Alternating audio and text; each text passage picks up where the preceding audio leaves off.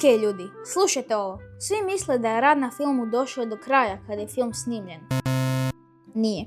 Moj krug bi rekao da je gotovo kad je izmontirano. Nije kraj. Na redu je level 2.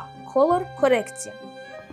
Tu na scenu još jednom stupa direktor fotografije, naš Tomislav Sutlar. Da glavonja bude živahan i šaren, nije dosta da na snimanju rasvjeta bude brutalno posložena, jer lako može ispasti da je prva scena prežuta, a zadnja scena, ne znam, recimo prezelena. Zato treba fine tuning, a to je Tomo radio zajedno s iskusnim koloristom Dušanom Bartolovićem iz beogradskog studija 24/7 Hub. Rekao sam studio, meni je to više vuklo na komandni most Enterprise-a, totalno high-tech iskustvo.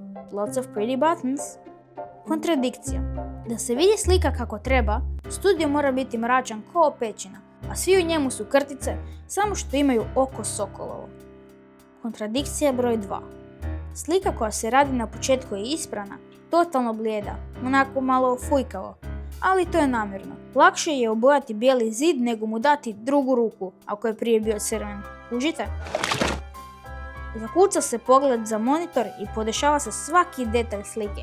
Svaka sličica polira se dok nije top. I to ide frame po frame, lijevo desno, naprijed natrag, sve dok ti se ne zamuti pred očima. A koloristi su terminatori. Aktiviraju svoj color mod i skeniraju detalje slike do zadnjeg piksela. Uho, oko, nos. Totalni perfekcionisti. Tu su i razni skeneri koji izgledaju kao da su ispali iz labosa zločestog doktora Froliha. Znanstvena fantastika do daske. I tako su strpljivo razgradili sliku na proste faktore, a onda je opet piksel po piksel izgradili.